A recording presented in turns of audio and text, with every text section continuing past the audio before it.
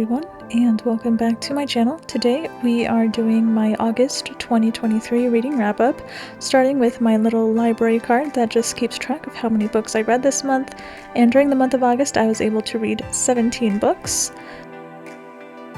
I was able to finish 2 books from my 23 books to read in 2023, and that was A Shadow Crown by Melissa Blair, which I gave 4 stars to, and Warrior Girl Unearthed by Angeline Boulley, which I gave 3 stars to.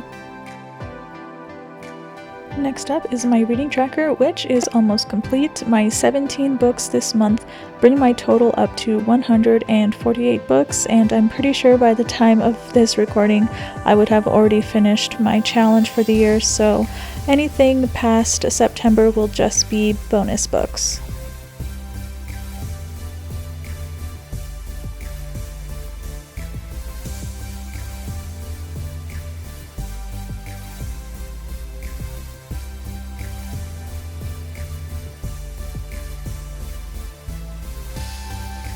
And I don't know about you all, but there is something very satisfying when I look at these 2 pages.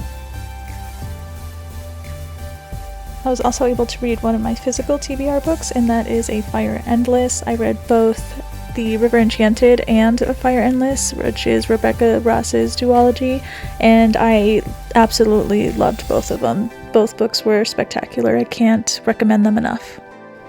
And to my bank account horror, so many books that I wanted to read came out in August, and so I was able to acquire almost all of them, and as you can see, the 29th was just a great day for new book releases.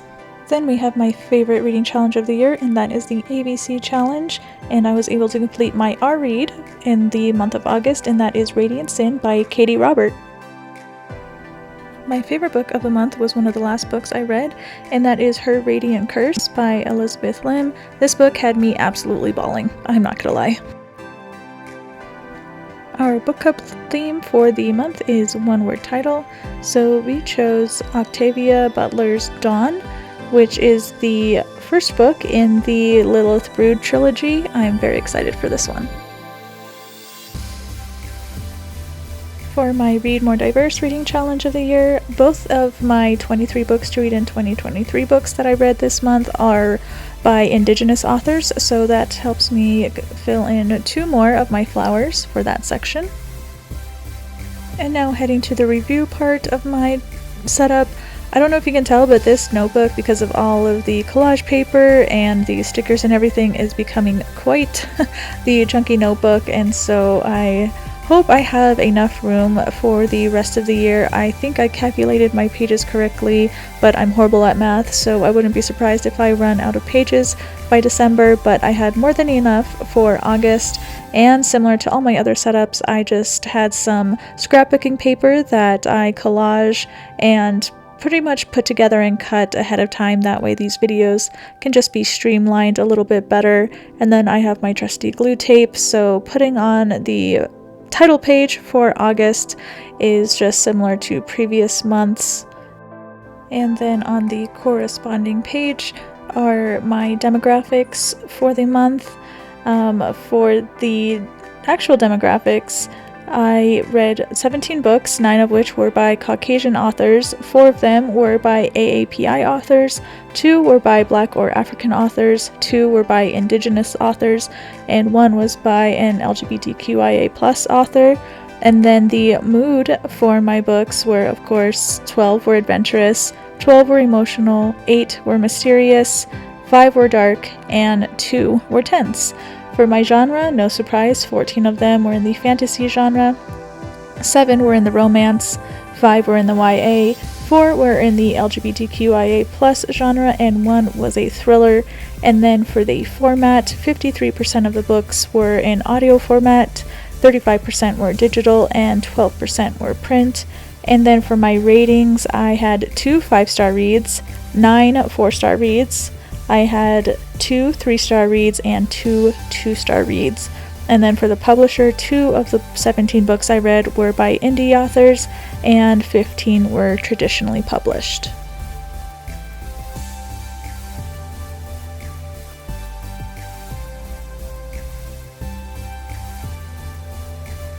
Our first review of the day is A Shadow Crown by Melissa Blair. This is a captivating continuation of a gripping story that follows a Fae halfling's journey of self-discovery and survival. This second installment effortlessly picks up the threads left from the first book, delving deeper into the complexities of the protagonist's double life and her quest to find her place in a world filled with danger and intrigue. Our protagonist, Kira's struggle to maintain her dual identity while protecting her loved ones remains a central theme in A Shadow Crown. Blair deftly navigates the challenges that come with leading such a life, painting a nuanced portrait of a character torn between duty and personal desires. The emotional revelations in this book deepen the connections between characters and add layers of complexity to their relationships. This book not only delivers a satisfying continuation of the series, but also leaves readers eagerly anticipating the next chapter in the Halfling saga. I read this in print format and gave it 4 stars. And then next we have Forged by Blood. I received an arc of this and I read it in one day. I loved it so much. It is by Ehibora Kosun, and this is an adult fantasy debut that takes readers on a journey through a tyrannical society based on Nigerian mythology. Demi, our main character, is a force to be reckoned with, and her fight to survive in the oppressive society she is born into is both gripping and inspiring. While the love triangle may have felt a bit unnecessary and an ending that included one too many grand monologues and reveals by the villains and heroes, the overall journey was still immensely enjoyable. The book's pacing and action-packed sequences kept me engaged, and I find myself eagerly anticipating book 2 in this duology. And even with the minor flaws, I cannot wait to see how this story unfolds, and I highly recommend this book to anyone looking for a unique and immersive fantasy experience. I read this in digital format and gave it 4 stars.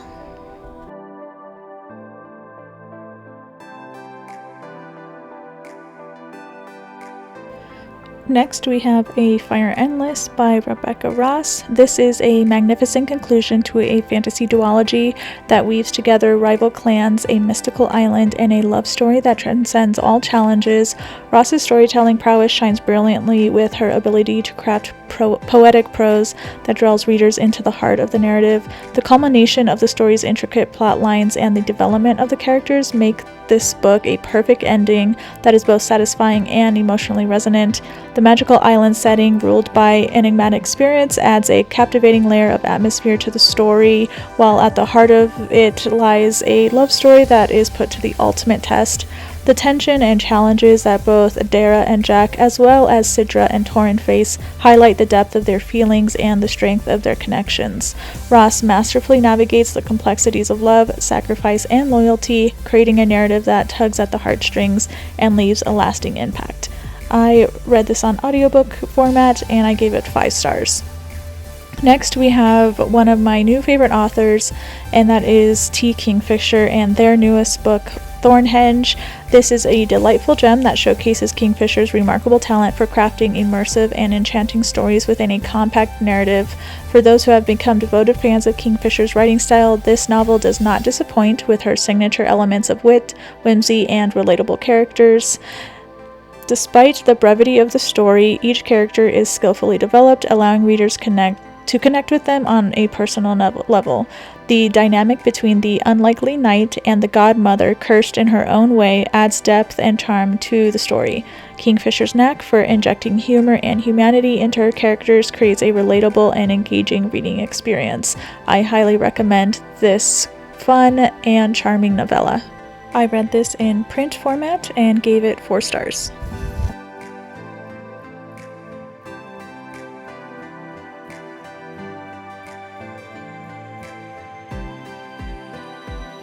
Next, we have Little Thieves by Margaret Owens.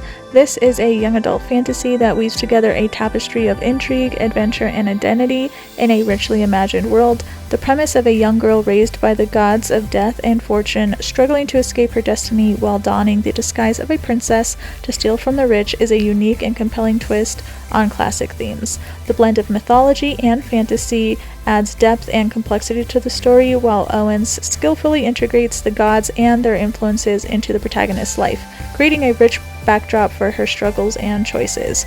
The curse that befalls Vanya adds a layer of urgency to her quest, and the unraveling mystery behind the curse keeps the narrative tension high. For fans of fantasy with a touch of romance and a strong-willed protagonist, Little Thieves offers an exhilarating ride. I listened to this in audiobook format and gave it 4 stars. Next, we have another arc that I received, and that is The Water Outlaws by S.L. Kuang. This is a thrilling and enjoyable gender-spun retelling of the Chinese classic Water Margin, seamlessly blending the lawlessness of the Magnificent Seven with the captivating action of Crouching Tiger, Hidden Dragon. This novel masterfully weaves together a tapestry of action, political intrigue, and self-discovery that keeps readers engaged from start to finish. One of the standout aspects of the book is its exploration of themes such as found family, patriarchal oppression, and the unyielding fight for one's beliefs. The characters' journeys to forge their own paths and challenge societal norms adds depth and relatability to the narrative. For those who appreciate non-Western European retellings with a fresh twist and a balance of action and profound themes, The Water Outlaws delivers an unforgettable adventure that pays homage to its classic source material, and it also features a cast of women in their 40s, which is a very refreshing thing to say the least, especially if you're used to younger protagonists in your fantasy books. I read this in digital format and gave it 4 stars.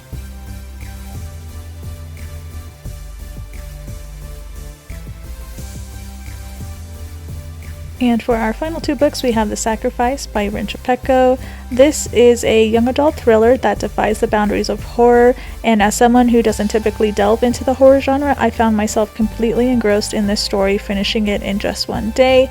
The chilling atmosphere of the haunted island and the mysterious deaths that plague it set the stage for a suspenseful tale that keeps you at the edge of your seat throughout. Chapeko expertly navigates the balance between supernatural elements and human emotions, immersing readers in a world where danger lurks around every corner. The fast-paced plot unfolds seamlessly, unraveling the mysteries of the island and the protagonist's past in a way that keeps you invested and curious. A delightful addition to the story is the presence of a fun animal companion, a favorite trope of mine in books. Rin Chapeko's skillful storytelling keeps you engaged from beginning to end, proving that even those less inclined to horror can find themselves captivated by a well-crafted and immersive thriller. I listened to this on audiobook and gave it 4 stars. And lastly is my favorite book of the month, Her Radiant Curse by Elizabeth Lim. This is the prequel to the 6 Crimson Cranes duology, and this is a standout of a novel for me that captured my heart from the very first page.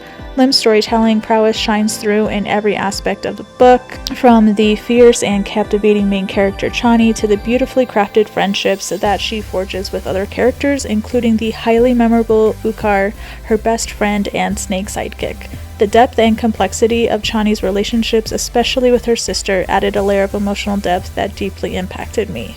As the story unfolded, I found myself completely engrossed in the characters' journeys and the intricate web of emotions they navigated. The heartbreaking finale left me reaching for tissues, a testament to Lim's ability to evoke such intense emotions in her readers. Her Radiant Curse is a masterfully written tale that combines lush world building, immensely compelling characters, and a touch of magic that lingers long after the last page is turned. I read this in digital format and I gave it 5 stars.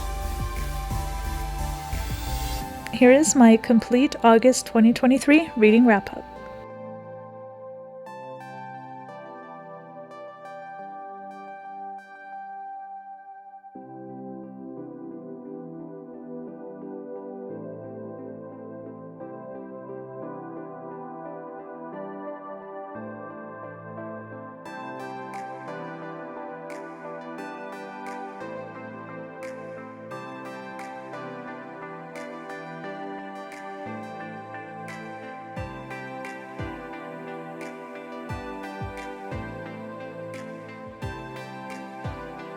As always, thanks for watching today, and if you liked what you saw, go ahead and hit that like button, and if you don't want to miss out on any of my upcoming videos and reading wrap-ups, be sure to subscribe, and until next time, happy reading!